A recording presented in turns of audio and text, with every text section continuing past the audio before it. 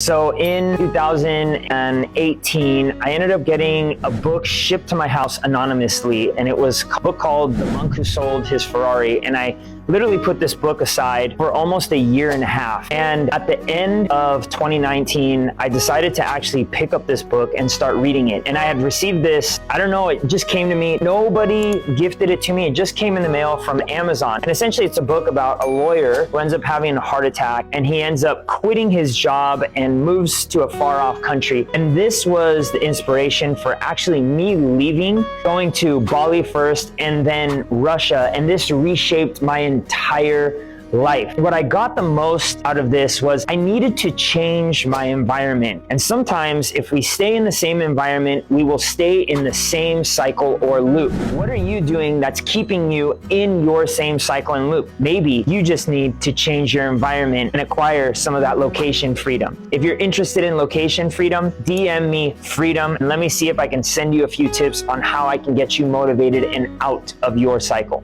Change your mind.